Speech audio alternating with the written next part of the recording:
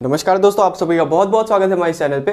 आज की वीडियो में हम बात करेंगे पाइपलाइनिंग के कुछ क्वेश्चंस के बारे में। देखेंगे कि हम पाइपलाइनिंग के क्वेश्चंस को कैसे अप्रोच करते हैं। तो इससे पहले कि हम क्वेश्चन को स्टार्ट करें, आप एक बार वीडियो को पॉज करके इस क्वेश्चन को पढ़ लीजिए ताकि आपको इजीली ये क्वेश्चन समझ आ सके। तो यहाँ हम बात करते हैं कि हमारे पास एक सीपीयू है जिसमें 5 स्टेज पाइपलाइनिंग का कॉन्सेप्ट हम यूज कर रहे हैं, और उसके अलावा उसकी जो फ्रीक्वेंसी है वो 1 गीगाहर्ट्ज की है। यानी कि हमारा क्लॉक साइकिल का टाइम कितना होगा, 1/1 गीगाहर्ट्ज, यानी कि 1 नैनो सेकेंड का हमारा क्लॉक साइकिल टाइम है। उसके बाद हमको क्या गिवन है कि जो हमारा टारगेट एड्रेस है वो 3rd स्टेज में हमको मिलता है, और उसके अलावा हमारे पास एक प्रोग्राम है जिसके 10⁹ इंस्ट्रक्शंस है, और 10⁹ इंस्ट्रक्शंस में से 20% ऑफ इंस्ट्रक्शंस ब्रांच इंस्ट्रक्शंस है। यानी कि हमारी जो ब्रांच इंस्ट्रक्शन की फ्रीक्वेंसी है वो है 20%, यानी कि हमारा 0.2। फिर बात करते हैं कि हर एक इंस्ट्रक्शन को 2 क्लॉक साइकिल्स लगते हैं अपना एग्जीक्यूशन कंप्लीट करने में ऑन एन एवरेज। यानी कि हमारी जो साइकिल पर इंस्ट्रक्शन है ऑन एन एवरेज वो कितनी गिवन है, 2 गिवन है। उसके अलावा अब हमें चाहिए ब्रांच पेनल्टी।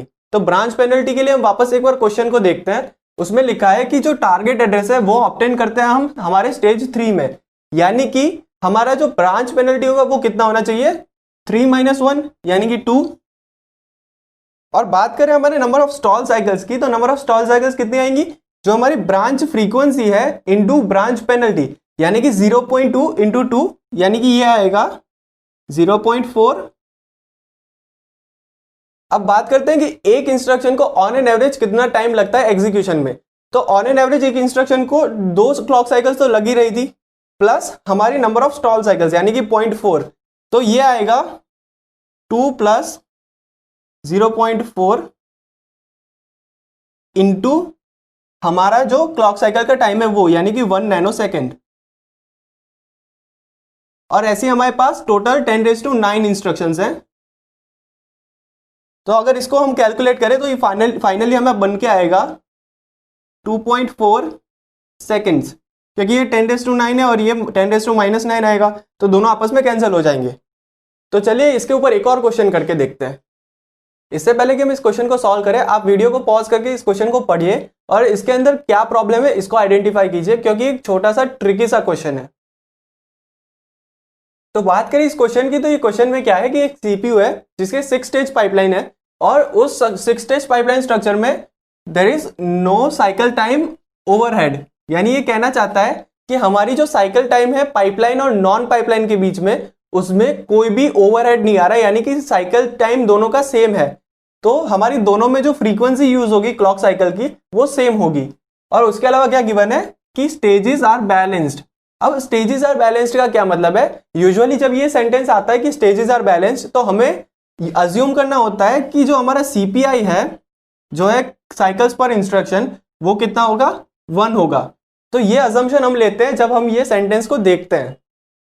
उसके बाद क्या गिवन है कि 25% ब्रांच इंस्ट्रक्शंस है, यानी कि हमारी ब्रांच फ्रीक्वेंसी कितनी है, 25%, जो हो जाती है हमारी 0.25। और उसके अलावा क्या बोला है कि हमारी जो ब्रांच पेनल्टी है वो कितनी है, 2 क्लॉक साइकिल्स की है। तो अब नंबर ऑफ टोटल हमारी स्टॉल साइकिल्स कितनी होगी, नंबर ऑफ स्टॉल साइकिल्स होंगी हमारी branch frequency into branch penalty, यानी कि 2 × 0.25, जो हो जाएगी हमारी 0.5। उसके अलावा बात करें तो हमारा पाइपलाइन में टोटल टाइम कितना लगेगा, टोटल टाइम हमारा लगेगा 1 + 0.5 इंटू हमारा जो साइकिल टाइम है वो, ठीक है। और बात करें हमारे नॉन पाइपलाइन के बारे में, तो नॉन पाइपलाइन में कितना टाइम लगेगा, तो नॉन पाइपलाइन में हमारा टाइम लग सकता है जितने यहाँ पे नंबर ऑफ स्टेजेस हैं, हमारे यहाँ कितने स्टेजेस हैं, 6 स्टेजेस हैं। तो नॉन पाइपलाइन को टाइम लगेगा 6 स्टेजेस का इंटू जो नॉन पाइपलाइन का क्लॉक साइकिल का टाइम है वो।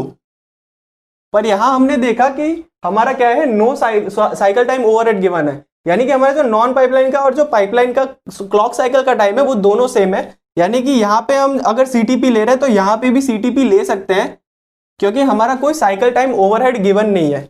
यानी कि अब हमें अगर स्पीड अप कैलकुलेट करना हो तो स्पीड अप कितना आएगा, हमारा ये वाला फिगर, हमारा नॉन पाइपलाइन का फिगर डिवाइडेड बाय हमारा पाइपलाइन वाला फिगर, यानी कि हमारा नॉन पाइपलाइन का टाइम डिवाइडेड बाय हमारे पाइपलाइन का टाइम। तो वो कितना हो रहा है, 6 डिवाइडेड बाय 1.5, जो फाइनली हमारा बन के आता है 4। तो हमारा जो स्पीड अप है वो आ रहा है 4। तो चलिए एक और क्वेश्चन ट्राई करते हैं एक पाइपलाइन कॉन्सेप्ट के बारे में। तो चलिए देखते हैं इस क्वेश्चन में क्या गिवन है। यहाँ पे 5 इंस्ट्रक्शंस दी है और उन्होंने बोला है कि हमें ये तीनों हैजार्ड्स फाइंड करने हैं। अब ये जो RAW हैजार्ड है वो क्या है, हमारा डेटा डिपेंडेंसी है। ये WAR हैजार्ड क्या है, हमारा एंटी डिपेंडेंसी है। और ये WAW हमारा आउटपुट डिपेंडेंसी है। ये तीनों के बारे में पता होने के बाद भी अगर हम क्वेश्चन को उस नजरिए से सॉल्व करने जाए तो थोड़ा टाइम लग सकता है। तो उसके लिए हमने क्या किया है, ये पैटर्न्स का यूज किया है। ये पैटर्न की मदद से हम इजीली क्वेश्चन में आइडेंटिफाई कर सकते हैं हमारी ये तीनों हैजार्ड। तो चलिए ट्राई करते हैं पैटर्न्स को। तो यहाँ RAW के लिए सबसे पहले पैटर्न आइडेंटिफाई करते हैं। तो हमारा जो आउटपुट रजिस्टर है उसके साथ हम डेटा रजिस्टर का पैटर्न बनाते हैं। तो ये जो पैटर्न है उसको हम कहते हैं हमारा RAW हैजार्ड। तो ऐसे हमारे कितने RAW हैजार्ड्स हैं, यहाँ पे हमारे 2 RAW हैजार्ड्स निकल के आते हैं। उसके अलावा कोई और हैजार्ड ऐसा है नहीं। तो ये हमारे 2 RAW हैजार्ड है। उसके बाद बात करते हैं हमारे WAR हैजार्ड के बारे में। तो WAR हैजार्ड में पैटर्न कैसी है कि जो हमारे डेटा रजिस्टर है और उसके बाद वाली इंस्ट्रक्शंस में जो हमारा आउटपुट रजिस्टर है। तो ऐसी पैटर्न्स कितनी है हमारे पास, एक ये है, दूसरी यहां है, वैसे ही सेम हमारी एक नीचे भी है और यहां से भी एक पैटर्न बन रही है। तो ये हमारे 4 WAR हैजार्ड्स निकल के आते हैं।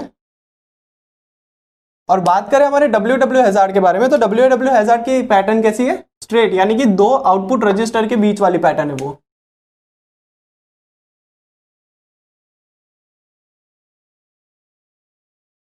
एक ये पैटर्न है और एक यहां पे है।